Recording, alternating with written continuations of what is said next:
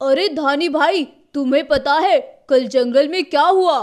नहीं भाई, मैं तो परसों से पिताजी के काम से हल्द्वानी जंगल गया हुआ था। आखिर क्या हो गया था कल? भाई, कल तो हम सभी बाल बाल बच गए। कल ना जाने किसने जंगल में धमाके किए और एक के बाद एक पूरे दिन धमाके होते रहे। वो तो हमने जंगल के जानवरों को सुरक्षित जगह पहुंचा दिया था, फिर भी कई सारे जानवर मारे गए और बहुत से जानवर घायल भी हो गए। क्या ये क्या बोल रहे हो तुम? ऐसा किसने किया? क्या कुछ पता नहीं लगा कि ये सब किसने किया? नहीं भाई, अभी तक तो कुछ पता नहीं लग सका, लेकिन हम सभी लगे हुए हैं कि जल्द से जल्द पता लगा सके ताकि दुश्मन और वार न कर सके। भाई, फिर तो जंगल का बहुत नुकसान हो गया होगा। हाँ भाई, हुआ तो है, लेकिन फिर भी सब कुछ ठीक है, वरना कल तो कुछ भी हो सकता था। चलो फिर जल्दी करो, जल्दी से जंगल चलते हैं। नहीं भाई, जंगल में तो कोई भी नहीं है। सभी जानवर पहाड़ी पर सुरक्षित हैं और हम भी वहीं जा रहे हैं। इसीलिए बब्बर शेर महाराज ने मुझे भेजा है तुम्हें लाने के लिए। कहीं तुम जंगल में ना चले जाओ। लेकिन अब ऐसा क्यों? सब वहां क्यों है? क्योंकि भाई, दुश्मनों ने हमारे जंगल पर कब्जा कर लिया है। क्या? ये क्या बोल रहे हो तुम? हाँ भाई, मैं सही बोल रहा हूँ। तुम क्या निकले जंगल से? उन्होंने तो जंगल में तहस नहस कर दिया। वो दोनों ऐसी बातें करते हुए पहाड़ी पर पहुंचते हैं और धानी शेर अपने बाबा के पास जाता है। बाबा, ये सब क्या हो गया? मेरे एक दिन जाने के बाद सब कुछ तहस नहस हो गया। बेटा, यहाँ भी हर वक्त खतरा मंडरा रहा है, कभी भी कुछ भी हो सकता है। तुम्हें जिस काम के लिए भेजा था वो काम हो गया? नहीं बाबा, कुछ भी नहीं हो पाया।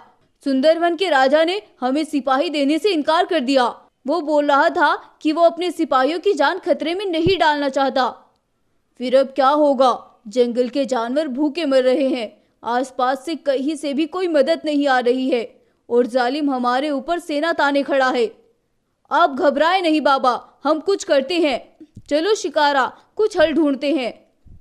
धानी और शिकारा दोनों बहुत अच्छे दोस्त थे और ताकतवर भी।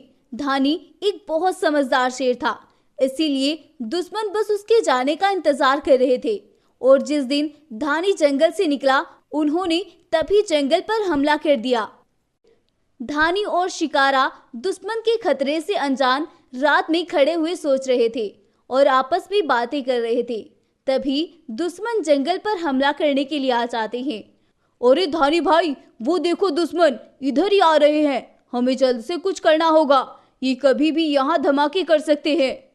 धानी इतना तो कुछ सोचता, दुश्मन वहां हमला कर देते हैं और कई सारे हमले एक साथ करते हैं। भागो शिकारा, यहाँ से जल्दी करो, भागो यहाँ से। धानी और शिकारा मुश्किल से अपनी जान बचाकर वहां से निकलते हैं। उन दुश्मनों के जाने के बाद धानी अकेला नदी के पास वापस आता है और अपने जंगल के बारे में सोचने लगता है। तभी उस नदी से एक रोशनी आनी शुरू होती है जो कि धानी को बहुत से रूप देती है। धानी शेर ये सब देखकर बहुत खुश होता है और वह उस रोशनी का शुक्रिया करता है। तुम घबराना नहीं, बस दुश्मन का डटकर सामना करना है। अब वो तुम्हारा कुछ भी नहीं बिगाड़ पाएगा। अब धानी शेर शिकारा के पास आता है और शिकारा को सारी बात बताता है। शिकारा भी ये सब सुनकर खुश होता है। अगली सुबह होती है और शिकारा और धानी दोनों अपने जंगल पहुंचते हैं और रास्ते में उन्हें जो कोई भी मिलता है वो उसे ही कुचलते जा रहे थे। अब हम इन्हें नहीं छोड़ेंगे। इन्होंने अपने हित के लिए बहुत से मासूमों की जान ली है। अब इनका वक्त बहुत करीब आ गया है। धानी को देखकर दुश्मन का सरदार कांचा शेर उनका रास्ता रोक लेता है और बोलता है, तुम्हें अभी भी शर्म नहीं आई? आज फिर तुम मेरे इलाके में मरने के लिए चले आए।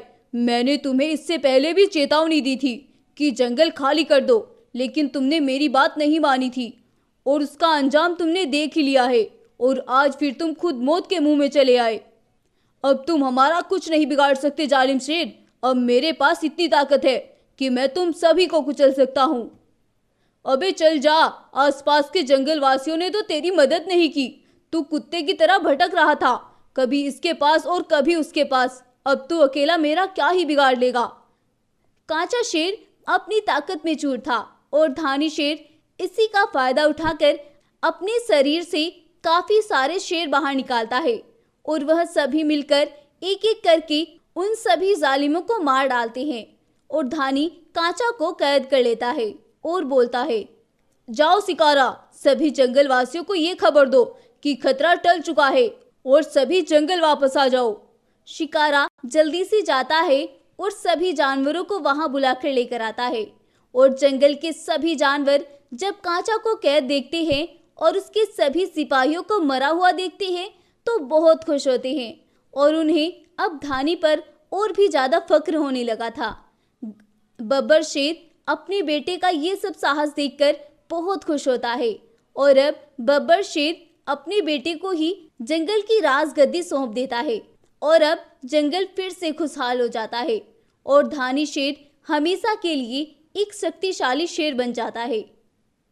तो गाइज, आपको ये स्टोरी कैसी लगी हमें कमेंट करके ज़रूर बताएं और अगर आपको ये कहानी पसंद आई है तो प्लीज़ इस वीडियो को लाइक करें, शेयर करें और हमारे चैनल को सब्सक्राइब भी ज़रूर कर लें। Thank you. मेरे बेटे एक दिन वापस जरूर आएंगे, वो एक दिन जरूर आएंगे और इन जालिमों से अपना बदला जरूर पूरा करेंगे। वो एक दिन जरूर आएंगे। शेर महाराज, आप ठीक तो है ना? आपके बेटे अब इस दुनिया में नहीं रहे, आप समझते क्यों नहीं? नहीं गाय बहन, मेरा दिल कहता है वो एक दिन जरूर आएंगे और वो दिन उन जालिमों की जिंदगी का आखिरी दिन होगा। शेर महाराज, आप तो ऐसे पागल हो जाएंगे, वो तो मर चुके हैं। आपको ये बात कब समझ आएगी? अब इस जंगल में उस बाला का राज है।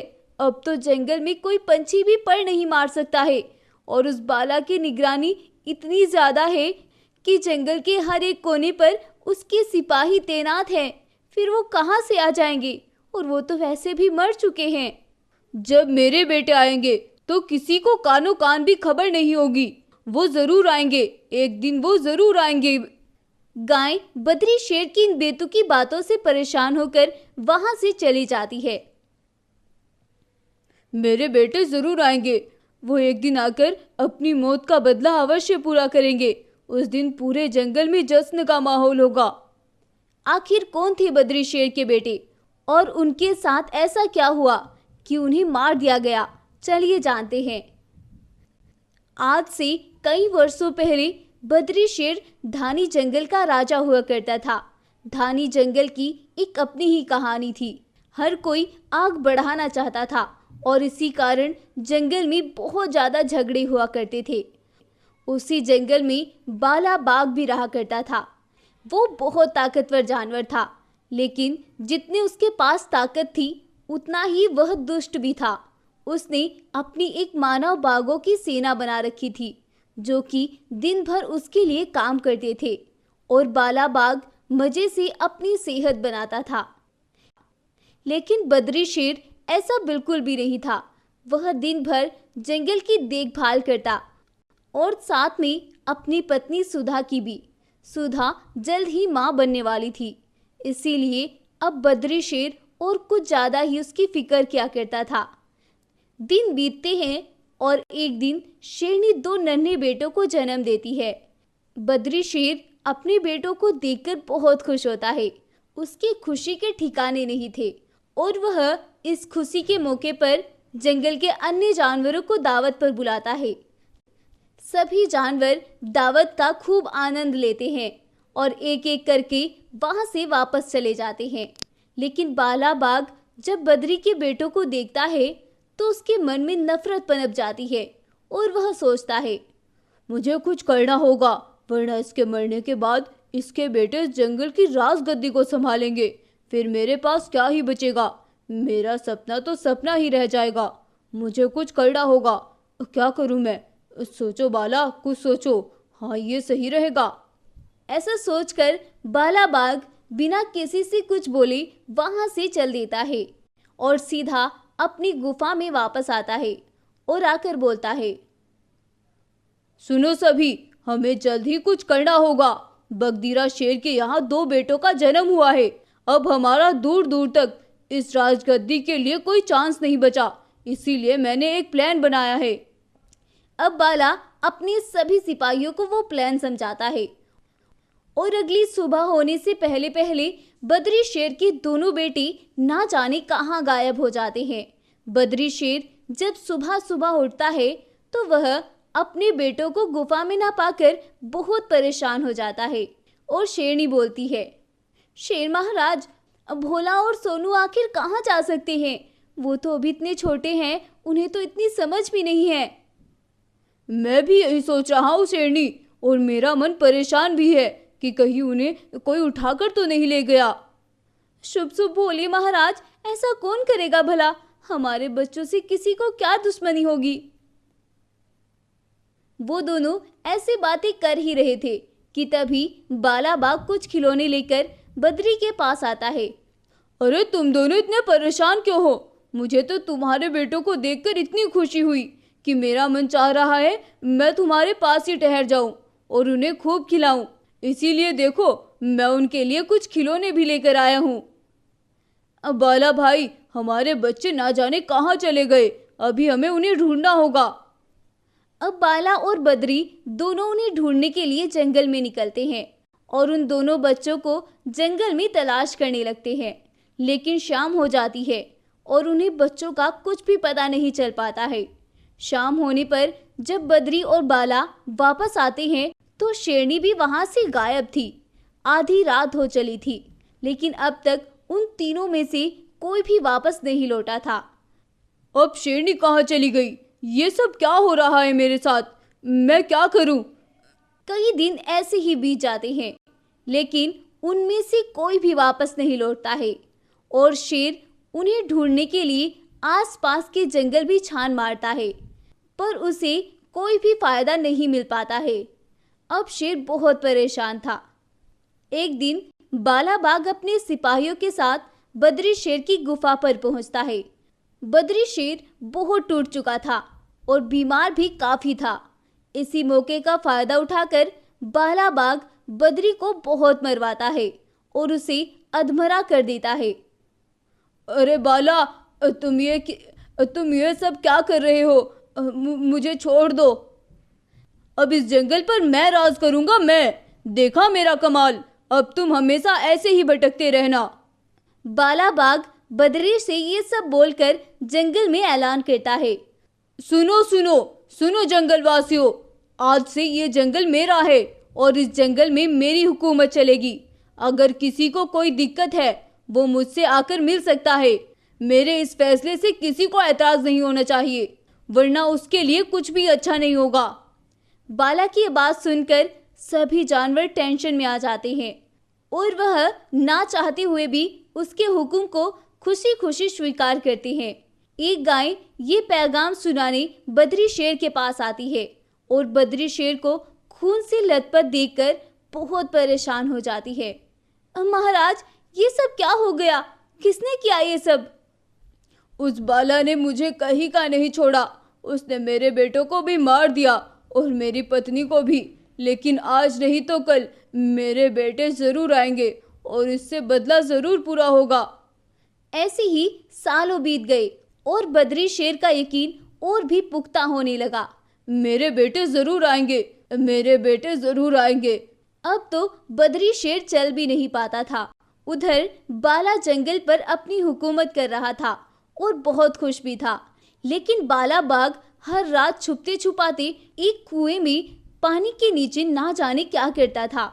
जंगल के बहुत से जानवर ये सब जानते थे, लेकिन आज तक किसी की हिम्मत नहीं हो पाई थी। लेकिन आज जब वह अपनी गुफा से रात के अंधेरे में निकलता है तो एक गाय उसे देख लेती है। अरे, ये कहाँ जा रहा है? ये हर रोज नदी की ओर क्या करने जाता है? मुझे पता करना होगा। और अब गाय उसके पीछे पीछे निकल जाती है। बाला बाघ कुछ देर पानी में रहने के बाद वापस आता है और वहां से चला जाता है। ये तो पानी के अंदर गया था, ऐसा क्या है इस पानी में? चलो मैं भी चलकर देखती हूँ। अब गाय भी उस पानी के अंदर जाती है और वहां जाकर उसे जो मिलता है उसे देखकर गाय के होश उड़ जाते हैं। बाला बाघ ने नदी के पानी के अंदर एक गुफा बना रखी थी, जिसके अंदर उसने बद्री शेर के बेटों और उसकी पत्नी को कैद किया हुआ था। गाय जल्दी से उन्हें पानी से बाहर निकालती है और बोलती है, शेरनी, ये सब क्या था? अभी कुछ मत पूछो बहन, हमें अभी बद्री शेर से मिलना है। अब गाय अपने बेटों को लेकर बद्री शेर के पास पहुंचती है। बद्री शेर जब उन्हें देखता है तो खुश होता है। मुझे पता था एक दिन तुम जरूर आओगे, और शायद मैं इतने दिनों से इसीलिए जिंदा था। तुम कहाँ चले गए थे और मेरे बेटे कितने बड़े हो गए? अब शेरनी बद्री शेर को सारी बात बताती है। उस दिन जब हमारे बेटे गायब हुए थे तो उस बाला ने ही हमारे बेटों को चुराया था, और वो हमारे सामने इतना मासूम बन रहा था, और जब तुम वहां से चले गए उसने अपने सिपाहियों को भेजकर मुझे भी उठवा लिया था। उस दिन से उसने एक एक करके मुझसे जंगल के सारे राज पूछ लिए, लेकिन आज तक जिसके लिए उसने हमें जिंदा रखा वो था महामुकुट। वो हर रोज हमसे उसका पता पूछता था, लेकिन मैंने आज तक उसे कोई सुराग नहीं बताया, वरना वो तो हमें कब का मार चुका होता। क्या उसकी इतनी हिम्मत? पिताजी, आप परेशान ना हो, उससे एक एक जुल्म का बदला लिया जाएगा। सुबह होती है और शेरनी और उसके बेटे अपने पिता को लेकर बाला की गुफा पर पहुंचते हैं। और तुम यहाँ कैसे? रात तक तो तुम सही सलामत थे, फिर तुम मेरे सामने कैसे? इतने परेशान ना हो जालिम बाग, अब तुम्हारा वक्त आ चुका है। ये सब बोलकर वो दोनों भाई बाला पर हमला कर देते हैं। वो दोनों भाई बहुत ताकतवर थे और उसे खींचते हुए जंगल में लेकर आते हैं और उसे बहुत बेरहमी से मारते हैं। हमारे साथ भी इसने यही सब किया था और आज इसे ये सब मिलना ही था। हम ना कर पाते तो ये सब कोई और करता। ये सब देखकर जंगल के जानवरों की भीड़ वहां इकट्ठी होती है और उस जालिम के मरने पर सब बहुत खुश होते हैं और जंगल में एक जश्न का माहौल होता है। अब बद्री शेर उन्हें लेकर अपनी गुफा में वापस आता है और अपने बेटों को राज मुकुट सौंपता है, जिसके लिए बाला बाग ने उन्हें आज तक जिंदा रखा था। और अब जंगल की राज गद्दी भी बद्री शेर के बेटों को ही मिल जाती है। अब जंगल फिर से खुशहाल हो जाता है और सभी खुशी खुशी रहने लगते हैं। तो गाइस, आपको ये कहानी कैसी लगी हमें कमेंट करके ज़रूर बताएं, और अगर आपको यह स्टोरी पसंद आई है तो प्लीज़ इस वीडियो को लाइक करें, शेयर करें और हमारे चैनल को सब्सक्राइब भी ज़रूर कर लें। Thank you. आज पूर्णिमा की रात है और जंगल के सभी जानवर अपनी अपनी गुफाओं में सोए हुए हैं, लेकिन जंगल में एक डरावना सा माहौल बना हुआ है और पूरे जंगल में सन्नाटा पसरा हुआ है। जंगल के बाहर भेड़िए और कुत्तों में बड़ी बेचैनी मची हुई है और वो सभी ना जाने क्यों चिल्लाए जा रहे हैं। मोती बंदर जंगल के किनारे अपनी गुफा में सोया हुआ है और तभी बंदर की गुफा के सामने एक रोशनी प्रकट होती है और उसमें से एक ताबूत बाहर निकल कर आता है। कुछ देर के बाद उस ताबूत के अंदर से धुआं निकलने लगता है और वह खुलने लगता है और उसके अंदर से एक आत्मा निकलती है और वह आत्मा देखते ही देखते बंदर के शरीर के अंदर समा जाती है। सोया हुआ बंदर तुरंत ही उठ जाता है और तड़पने लगता है। देखते ही देखते उस बंदर का शरीर उस आत्मा के रूप में बदलने लगता है। उसकी आंखें नीली पड़ जाती हैं और चमकने लगती है और बंदर हंसते हुए बोलता है, हो वर्षों बाद मेरी तमन्ना पूरी हुई, मुझे एक शरीर मिल गया और मेरा कहर इस जंगल पर बरसेगा। हो बंदर में छिपी आत्मा ये सब बोलकर जोर जोर से चिल्लाने लगती है। उसकी चिल्लाहट से एक खौफनाक लहर पैदा होती है और जितने भी जानवर जंगल में बाहर थे वो सभी उस आवाज से तड़प तड़प कर मर गए। लेकिन जो जानवर अपनी अपनी गुफाओं में सोए हुए थे उनकी जान बच गई। लेकिन उस आत्मा के लिए ये सब मौतें काफ़ी नहीं थी और वह खून की प्यासी आत्मा जंगल में निकल गई और जंगल के जानवरों की गुफाओं में घुस घुस कर चिल्लाने लगी। जिससे वहाँ सो रहे जानवर नींद में ही तड़प तड़प कर मर गए। अब उस आत्मा रूपी बंदर को जानवरों को मारने में आनंद आने लगा था। लेकिन जंगल में एक बूढ़ी गाय रहती थी जिसके ऊपर बंदर की चीख का कोई भी असर नहीं पड़ा। दरअसल उस गाय को ऊपर वाले का आशीर्वाद मिला हुआ था, जिस वजह से उसके ऊपर बंदर की चीख का कोई भी असर नहीं हो रहा था। और जब उस गाय को अपनी इस शक्ति के बारे में पता चलता है तो वह तुरंत ही जंगल में जाती है और जंगल के बाकी बचे जानवरों को सारी बात बता देती है और जानवरों को अपनी गुफाओं को बंद कर लेने को कहती है। अब सभी बचे हुए जानवर अपनी अपनी गुफाओं के आगे बड़े पत्थर लगाकर उन्हें बंद कर लेते हैं और वह गाय उस बंदर के पास चली जाती है और बोलती है, ओए दुष्ट आत्मा, चली जा हमारे जंगल से, नहीं तो तेरा अंजाम बहुत बुरा होगा। हो, अरे मूर्ख गाय, तुझे कुछ नहीं पता, लेकिन तू चिंता मत कर, जल्दी ही तुझे सब पता चल जाएगा जब जंगल के सारे जानवर मेरे हाथों मर जाएंगे। ये कहकर बंदर चिल्लाता है, लेकिन गाय टस से मस भी नहीं होती है। ये देखकर बंदर आश्चर्य से बोलता है, अरे ये कैसे हो सकता है? तुम अब तक जिंदा कैसे? अरे जालिम आत्मा, मूर्ख तो तुम हो, मुझ पर ऊपर वाले का आशीर्वाद है, इस वजह से मुझ पर तेरी चीख का कोई असर नहीं होगा। ये सुनकर बंदर जंगल में वापस भाग जाता है, लेकिन तभी गाय के मन में एक विचार आता है और वह तुरंत ही उस ताबूत की ओर दौड़ पड़ती है और उस ताबूत को ले जाकर एक गुफा में छुपा देती है। अब कुछ ही देर में सुबह होने वाली थी और वह आत्मा रूपी बंदर अगली पूर्णिमा तक के लिए ताबूत में जाने ही वाला था, लेकिन वह देखता है कि उसका ताबूत वहां से गायब है और वह उस ताबूत को ढूंढने के लिए चारों तरफ भागता फिरता है, लेकिन उसे वह ताबूत कहीं भी नजर नहीं आता। और जैसे ही सूरज निकलता है, उस आत्मा रूपी बंदर की तड़प और बढ़ जाती है और देखते ही देखते वह खुद ब खुद जलने लगता है और जलकर उस आत्मा का पतन हो जाता है और वह बंदर फिर से पहले जैसा बन जाता है।